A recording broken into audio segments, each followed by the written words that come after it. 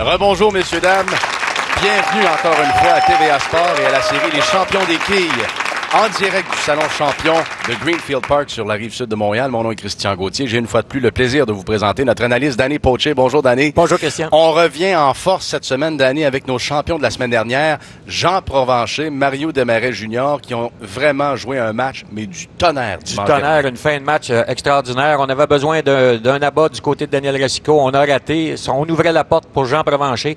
Et un joueur d'expérience comme Jean, depuis plusieurs années sur les allées à la télé, a réussi là-bas au moment propice pour remporter le match. Bon, à la suite des qualifications, le match d'aujourd'hui opposera justement Provencher et Desmarais contre David Beauséjour et Marc-André Lauzé. Tu t'attends à quoi comme match finalement? Écoute, David Beauséjour, un skieur qui manque à être connu, un jeune qui vient d'arriver depuis quelques années. On va voir un très beau style, très fluide, avec beaucoup de talent. Et Marc-André Lauzé, lui, malgré son jeune âge, a beaucoup d'expérience sur les allées à la télé et on peut s'attendre à des performances très élevées encore une fois. Et rappelons une fois de plus, Danny, qui a obtenu, pendant qu'on voit le premier lancer de Mario Desmarais, qui a obtenu le choix de l'allée et le choix du premier lancer? Oui, au niveau du choix, l'équipe aspirante a toujours le choix lors du premier match et David a décidé de commencer sur l'allée 59 et de terminer sur la 60. Et du côté des champions, on a décidé d'envoyer Mario Desmarais Jr. comme partant. Et ça sera Jean qui sera le deuxième de l'équipe. Regard perplexe sur le visage de Mario Desmarais alors qu'il rate de peu une réserve au premier carreau. Et donc, on y va avec David Beauséjour, premier lancé. Dès le départ, un bon lancer de la part de David. On a vu qu'il tente de jouer la trajectoire de droite vers la gauche sur l'allée 59. On a vu son effet de boule de droite vers la gauche. Pas suffisamment amener la boule du côté gauche. C'est la quille numéro 9 qui demeure en place. David Beauséjour, natif de Saint-Mathieu-de-Belleuil, demeure maintenant à Pointe-aux-Trembles, dans l'est de Montréal. Réserve réussie pour David Beauséjour, qui donne donc le ton à ce début de match. Beauséjour a 24 ans, joue depuis l'âge de 10 ans. Par contre, il a fait une pause de 4 ans. Il aurait été joué de 19 à 23 ans, tout simplement par manque d'intérêt, me disait-il ce matin. Oui, c'est des situations qu'on voit de plus en plus. Au cours des dernières années, on a vu que plusieurs ici... L'effet d'enchaînement est bénéfique pour Beauséjour. Oui, il s'en tire à très bon compte ici. On va voir la quille numéro 1 qui va tournoyer sur elle-même et qui va faire tomber les quilles 5 et 8 au tout dernier moment. Regardez la quille numéro 1. Ouais. Non, c'est la quille numéro 2. La quille numéro 2 qui est revenue sur elle-même pour faire tomber la 8 et la quille numéro 5. Pendant ce temps-là, Mario qui l'a troué et David qui, lui, profite de la chance qu'il a eu pour récupérer la réserve.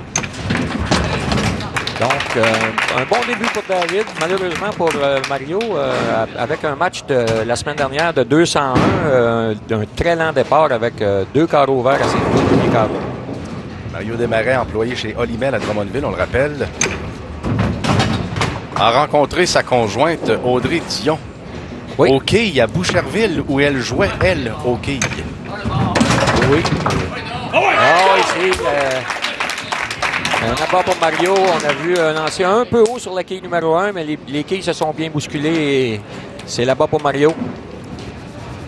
Oui, et Audrey qui est assis directement derrière Mario dans les estrades. Alors, 3e carreau pour David Beauséjour.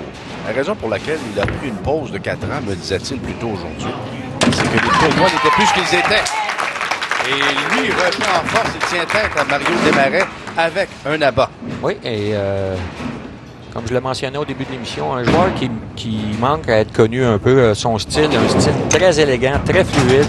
Arrive à la ligne, ça semble très facile et beaucoup d'équilibre à la ligne et beaucoup de facilité à bien diriger la boule au bon endroit. Un doublé. Alors, quel début de match. 2 réserves, 2 abats pour David Beauséjour. Et réplique maintenant de Mario Junior Desmarais.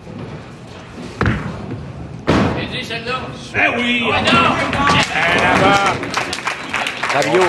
On voit Jean Provencher encourager son coéquipier, l'une des idoles, Mario Desmarais. Alors, le ton est donné en ce début de match et c'est extrêmement serré. On vient dans quelques instants. Vous êtes à l'émission Les Champions des quilles à TVA Sport.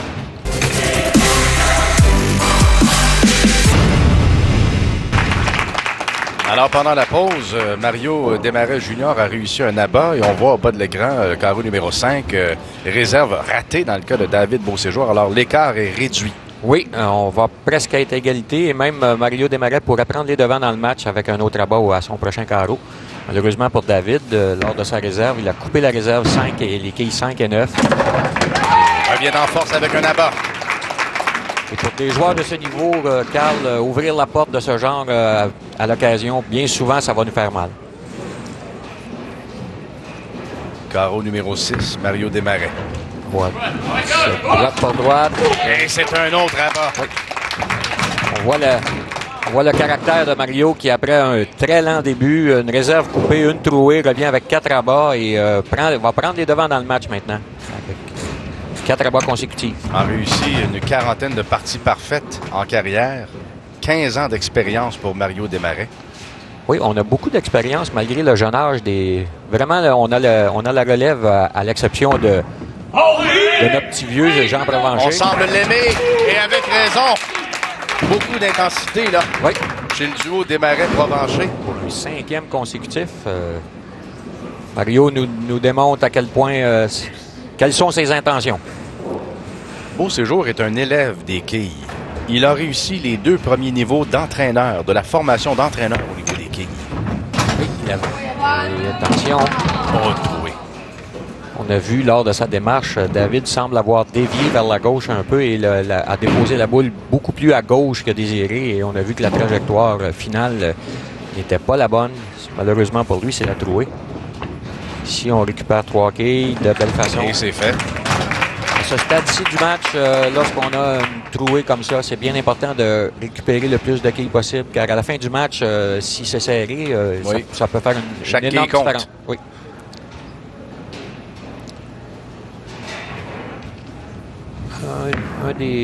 Un joueur qui joue de gauche vers la droite sur la ligne 60. Et avec un abat. Et ça fonctionne. Alors la pression revient sur les épaules de Mario Desmarais Jr. Est-ce qu'il réussira un 6e abat consécutif? Je vous rappelle que Mario Desmarais s'est classé 23e sur 26 joueurs pour ce tournoi. Avec un autre abat ici pour prendre plus de 40 points d'avance dans son match. Attention. Dès le départ, on a vu la réaction de Mario à la ligne. Il le savait dès le départ. Encore même situation que regardez sa réaction. On voit très inquiet et le résultat, c'est la trouée. Beaucoup trop au centre. Mario qui lui aussi va bien oui, exactement. Donc ça resserre le match. On a 154. On peut avoir 149 du côté de David. Donc, seulement 5 quilles de différence dans le match après 8 carreaux. Je rappelle que Mario Desmarais Jr. joue avec l'une de ses idoles, Jean Provencher. Je lui ai demandé ce matin, pourquoi est-ce que Jean Provencher est l'une de tes idoles? Il m'a répondu à la blague, évidemment. J'ai dit ça juste pour lui faire plaisir.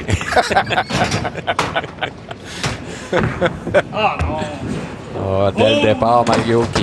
Il le savait. Hein? Ah oui, on a entendu le commentaire de Mario. Il a dit, ah non, oui. La boule avait peut-être 5 pieds de fait sur l'allée et Mario n'était pas satisfait de son lancer. Encore une fois, Christian, il faut bien comprendre, regardez, il dit, ah non, dès le départ. Dès le départ.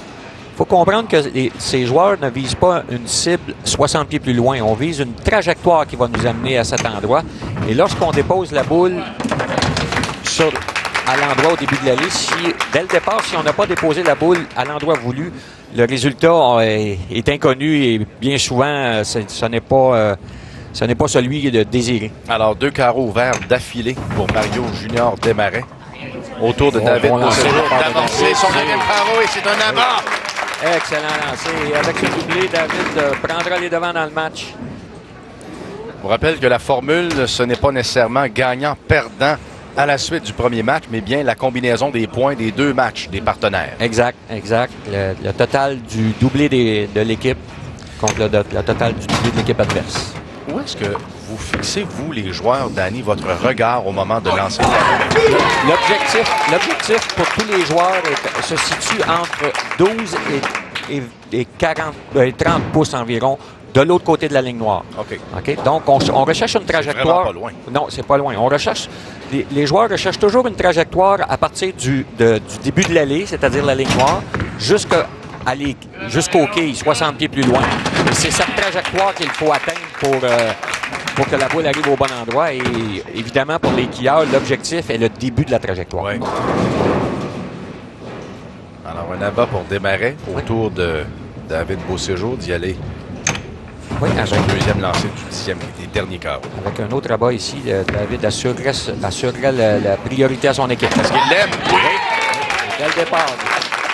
Vous voyez, lorsque les joueurs atteignent, comme on le mentionnait, l'objectif au départ, la confiance y est. On voit les joueurs qui sont sûrs d'eux-mêmes et la boule n'est pas rendue à mi-chemin sur l'allée. Et souvent, le résultat est celui attendu par les joueurs.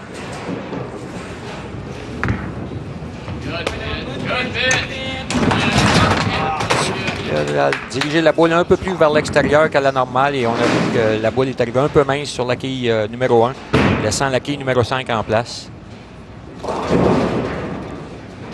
Dernier lancé, David Beauséjour.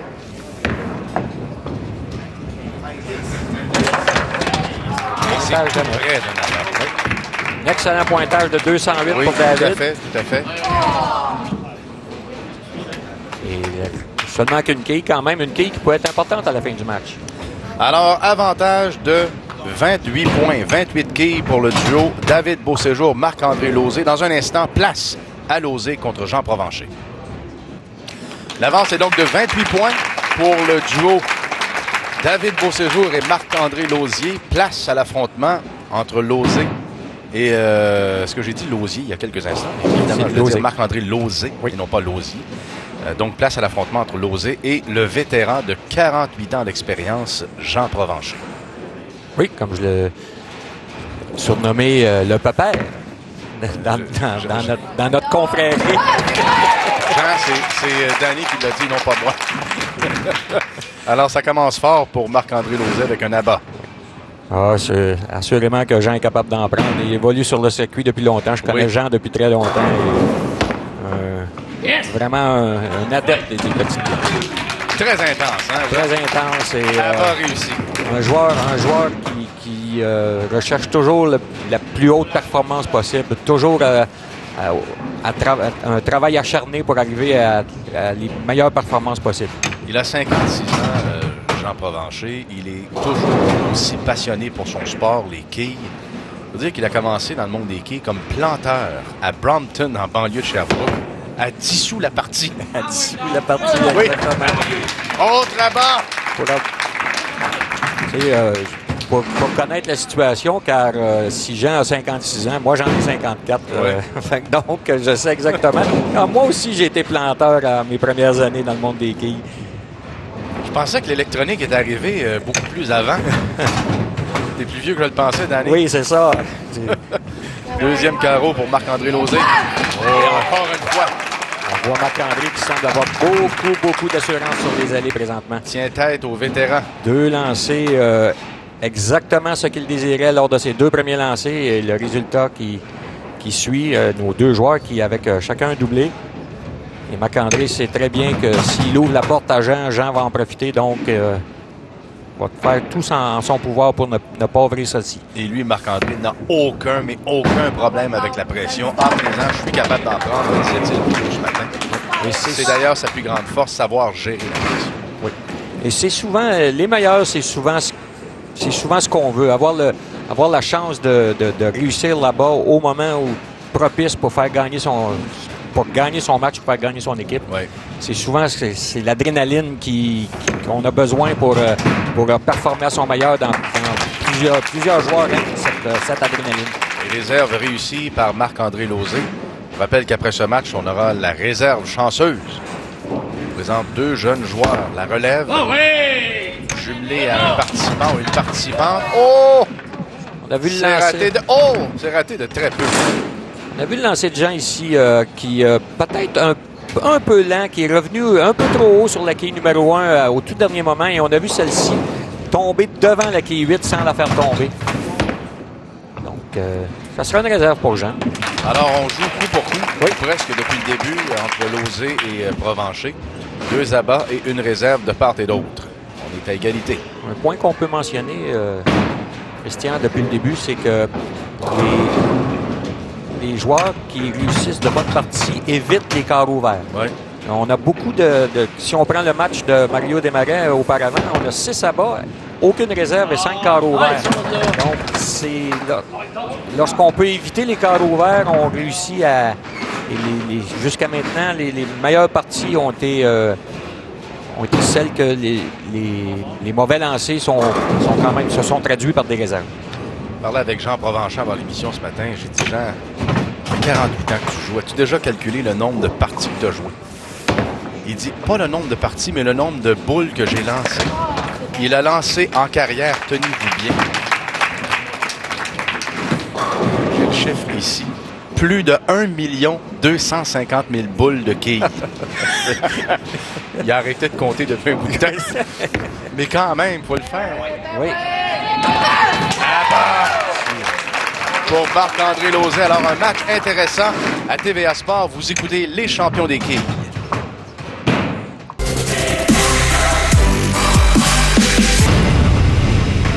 Retour en force de Jean Provencher pendant la pause avec 2 abats, alors que Marc-André Lauzet a raté lors du 6e carreau une réserve et il s'en est voulu. Oui, il s'en veut et pour bonne cause, car il sait qu'il vient d'ouvrir la porte à Jean Provencher. Et lors de la semaine dernière, lors de la dernière partie, on a ouvert la porte à Jean et il en a profité pour remporter le match. 7e carreau donc pour Marc-André Lauzet. Ne se laisse pas abattre par le carreau précédent. Un abat.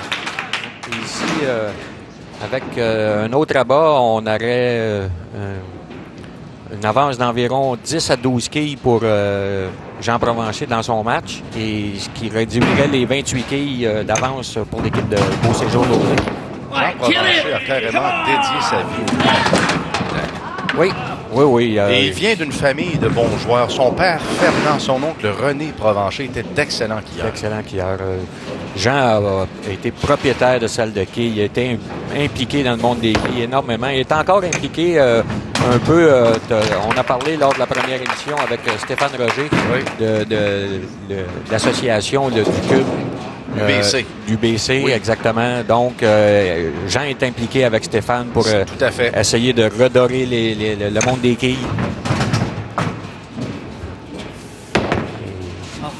Oh, c'est loin du côté droit. C'est revenu, mais pas suffisamment pour donner la bas à Jean.